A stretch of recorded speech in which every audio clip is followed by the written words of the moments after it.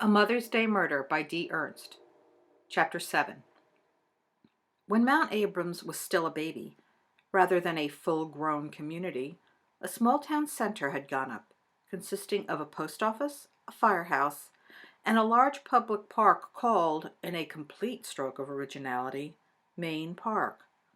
It was right below Elliott Street, where Josiah had built the second wave of homes. I lived on Abrams Lane at the very top of the hill, and further from the lake than the Mitchells lived. While the clubhouse was the social hub of the community during the summer, this little bit of quaintness was the year-round center for gathering information, real or imagined. Over the years, they built a library in Main Park, right where Summerfield Drive split Main Park in two. The post office was modernized, but the firehouse was deemed too small and inadequate. So a modern firehouse was built along State Road 51, and the original firehouse became the community hall. The Mount Abrams Homeowners Association met there, as well as the Garden Club, Historical Society, a few Girl Scout troops, one church group, Weight Watchers, and a local crafting club. Two book clubs also met there, as not to crowd out the library. For a 120-year-old building with undependable heat, no air conditioning, and antiquated toilets, it was a pretty happening spot. I could actually see the roof of the old firehouse from my back kitchen window, and probably looked at it a dozen times every day, but I had forgotten all about the garden club until I got a text from Lynn Fahey around 5 o'clock. "See you at the garden club 7:30, I texted back. "Maybe not. Doug Mitchell killed self. I found him." Lynn was quick to respond. "OMG, terrible! Are you guarding the body or something?" I stared at her text. "No. Happened this AM. Then you can still come." Ah, Lynn, the soul of compassion and empathy. I texted her back that I'd be there, then texted Shelley and Maggie and guilted them into meeting me. Kate was working, so Tessa grudgingly agreed to come with me, promising to sit quietly in a corner and read. The meeting was not what I needed. I felt physically and emotionally exhausted and drained. Doug had killed himself, or Lacey killed him. Either way, I felt in the middle of it all, and it was not a pleasant place to be. Shelley and her husband Mike were already seated when Tessa and I got there. The place was packed. I handed over my $5 membership fee and got my official garden club card. I spotted Maggie and Viv in the back row. I pushed Tessa towards the small alcove where she could sit and read her book, and then started backwards towards Maggie. But Kate Fisher suddenly popped up. "I saw you this morning," she said breathlessly. "You all found him?" I did not want to talk about Doug this morning, least of all to Kate. I looked at her. She was at least 60, I guessed, with pale hair fading to gray. She was fairly tall and slender, attractive, with blue eyes and an easy, open smile. I could have liked her if only she could have kept her mouth shut every once in a while. "I was there, of course," she went on, "watching with everyone else. How horrible. They're all saying you heard the car engine running. It's almost like God sent you to find him. I don't know them at all, but of course, oh, how tragic. 2 little boys, right, and Mrs. Mitchell just gone? You talked to the police afterward, didn't you? Did they say anything about finding that poor wife?" She paused for breath, so I jumped in. "No, Kate, the police didn't say anything about Lacey. Not that I would have told her anything if they had. That beautiful house, that beautiful family destroyed by one selfish act. Oh, my heart bleeds. It really does. And to think it happened right here in quiet Mount Abrams. You know, when I found this house up here, Paul Malone, my landlord, well, Paul told me that this was a perfect place to live, safe and peaceful. Who knew that something like this could happen? I guess it was lucky those little boys weren't there. Could you imagine? What will become of them now? All that money can't bring their parents back. Poor little lambs. She had wound down again, so I nodded, murmured something appropriate, and backed away. I hurried to sit with Maggie and Viv. Maggie was grinning. Get an earful? Lord, that woman can run her mouth, I whispered. I looked around. Who are all these people? I don't recognize half of them. Viv started pointing fingers and naming names. At least a dozen new faces had moved into Mount Abrams in the past 2 years, and Viv had handled their transactions. They were mostly younger couples with no children, drawn to Mount Abrams by its proximity to the train and lower tax rates. How did Lynn track them all down? I asked. Maggie made a face. Maybe these are Mary Rose's people? No, this is all Lynn's doing, Viv said. That woman could lead a priest into a whorehouse. I stared at Viv. Is that a real saying? She made a face. It is for me. The meeting started out in a rather orderly fashion, welcoming all the new members. We had to stand up and introduce ourselves, going over the minutes and handing out the agenda. The library paver question was the 5th item down under old business. You mean we gotta sit through all this? Viv groused. I just wanted to vote and go. Maggie shushed her. She had lived in Brooklyn her whole life and found small-town machinations fascinating. I mean, seriously, what 4 other things could these people be talking about? Viv continued. Mount Abrams isn't that big. Viv, I said, did you happen to notice when that power of attorney was dated? She frowned for a moment. You're thinking about Doug Mitchell? I think it was just the day or 2 before. And it had to be notarized, right? She nodded. There was something stuck in my brain, something that wasn't making sense. When did he call about putting the house on the market? That Friday, right after lunch. Why? Maggie turned away from Mary Rose, who was standing at the podium arguing about peat moss, and nudged me with her foot. What are you thinking? She asked.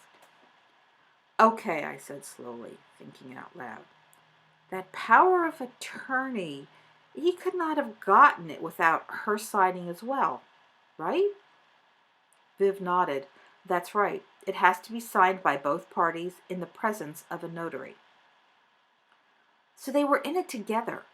They had to be. So something must have happened and they both decided to sell the house. I suddenly realized something. And the bank account.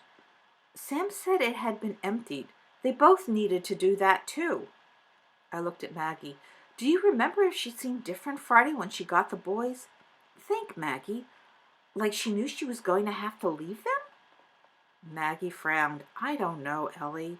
She never seemed excited or upset or very emotional about anything. But nothing struck me funny about Friday afternoon.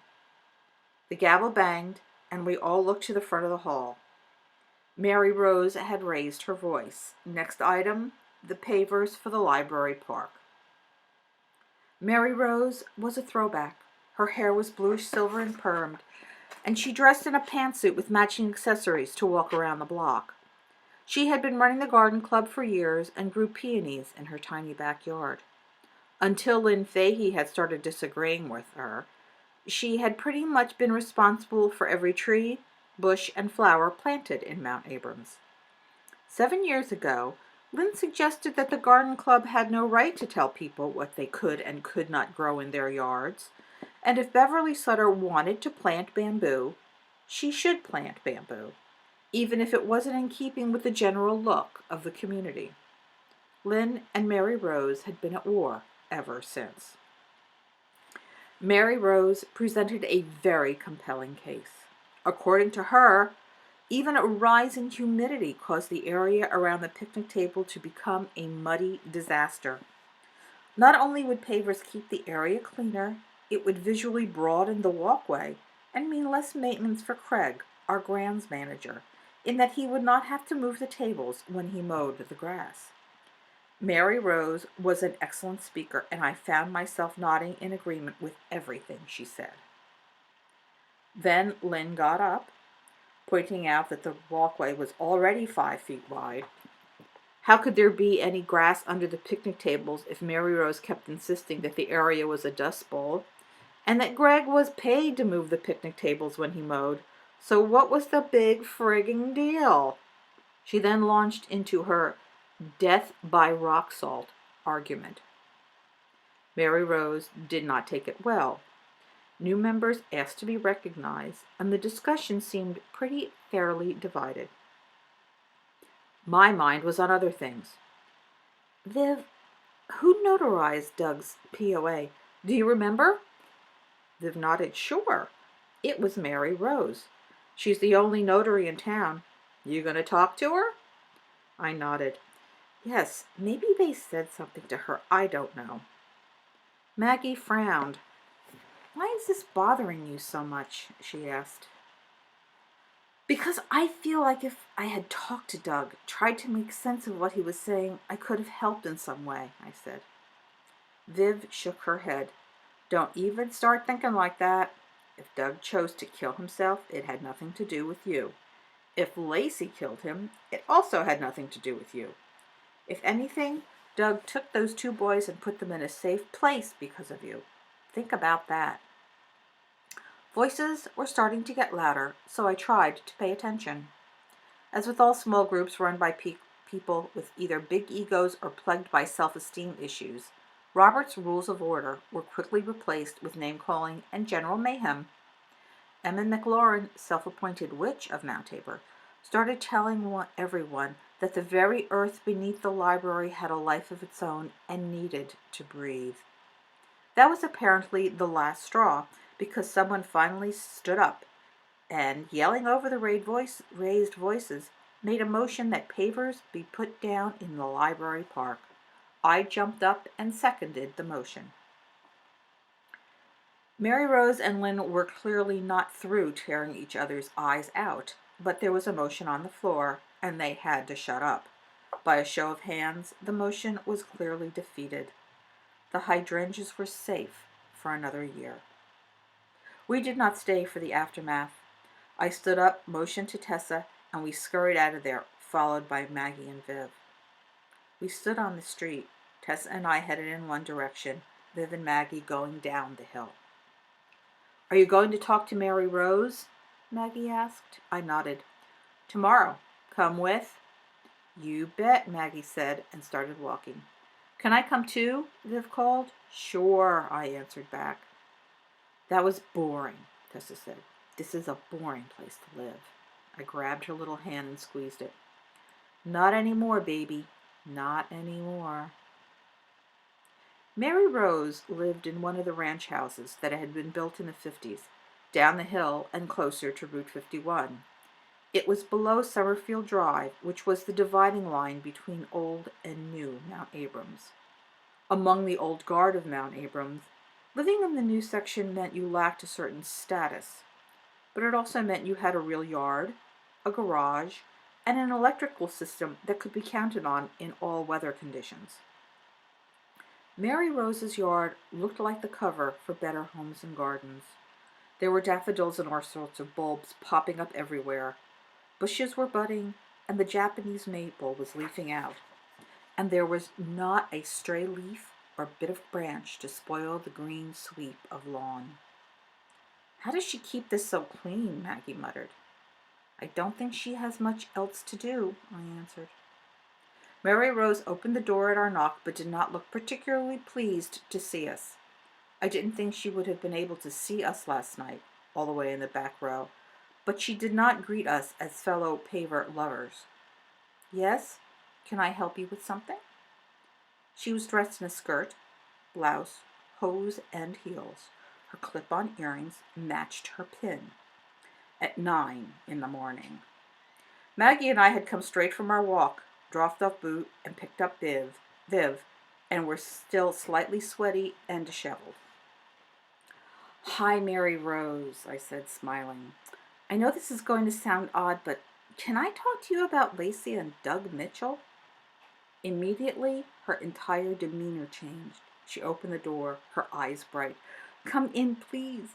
I have coffee on." Her house was immaculate, frozen in the 80s, and there were plastic runners covering the beige wall-to-wall carpet. We followed her into her kitchen and sat at her round maple table in matching captain's chairs. "I must say," she said, as she took the coffee cups and saucers from the cabinet, "I was quite surprised to see you at the garden club meeting last night, Ellie." Having walked past my yard, she was perfectly justified in saying that. "Yes, well, Kate may be going to France, and she's the one who usually looks after the garden. I thought I should maybe get some help." I stumbled over the why, of course, but Mary Rose didn't even notice. "You have a garden?" she asked. I was so used to drinking coffee from either a mug or a Starbucks takeaway cup that the shallow cup and matching saucer looked antique. "Sort of. Like I said, I'm trying to work a little harder at it." "And you, Maggie?" Mary Rose poured coffee from a Corningware coffee pot, pristine white, and embellished with a single blue flower. I had never seen one in real life, except at garage sales and thrift stores. Another legitimate question. Maggie lived in one of the converted summer cottages, long and narrow, with roughly 12 inches of yard between her front porch and the curb. Those 12 inches were planted with hostas. The space between her house and the houses on either side was so narrow that simple pavers had been laid down, creating a dark path barely wide enough to get through. Her backyard consisted of a small deck and 2 parking spaces. But Maggie had no qualms about her motives. "I just came to support Lynn. I'm a hydrangea lover." Viv smiled. "Me too." Mary Rose sniffed and put the coffee pot back on the stove, giving us her back a little longer than was probably necessary. She sat with us. "Yes, well, what were you saying about the Mitchells?" "I saw you were there yesterday morning, Ellie. You too, Maggie. It must have been awful." I nodded. "Yes, but I want to talk to you about the power of attorney you notarized for them last week." She took a long sip of coffee and looked thoughtful. "They came to my door just as Fred was coming back, so that was about 10 o'clock. Fred was her husband, who walked every morning, no matter what the weather, from Mount Abrams to the CVS, way down on Route 51. It was said that you could set your clock by his coming and going, so if Mary Rose said 10 o'clock, you could bet she was dead on." They were very nervous. Apparently, she had printed off the form on the computer, and they were very anxious to have it notarized, Mary Rose said. "Excited nervous or scared nervous?" I asked. Mary Rose narrowed her eyes and thought hard. Scared. He was scared. In fact, at one point she put her arms around him to comfort him. She kept telling him it would be fine. "What would be fine?" Maggie asked. Maggie Rose lifted her shoulders, then let them drop. "I have no idea. They were very secretive people, you know.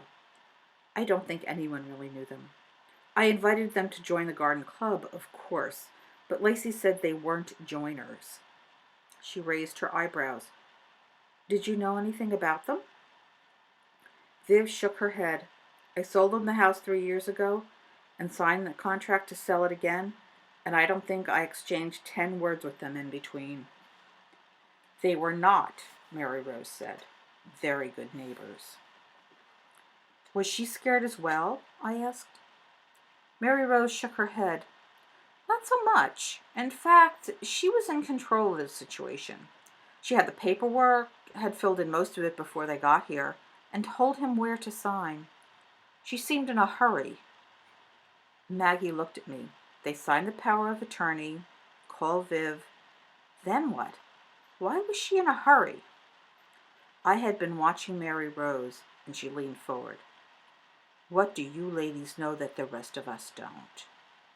"Nothing," I said. I stood up. "Thank you, Mary Rose, for the coffee and information."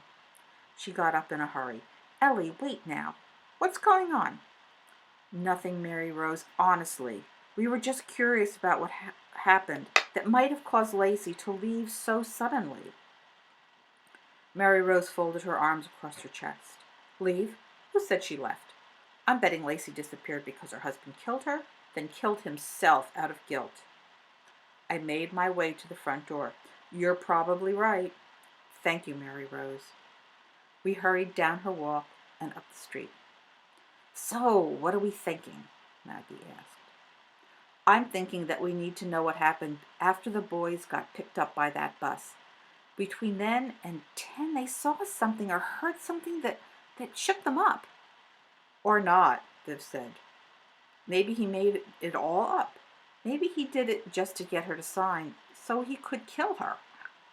Or maybe she made it all up so she had an excuse to get the hell out of Dodge, Maggie said. But when he was talking to me, he said something like he didn't know she had made friends, that she was using me.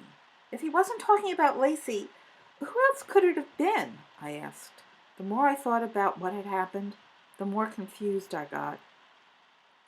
Well, since it's easier to find out if something did happen than if something didn't, where should we start looking? Oh, girl, Viv said. You have to ask? The post office. I have to see my mother this morning, I said. Do you think? Viv grinned. Leave this to us, Ellie. We have got this covered.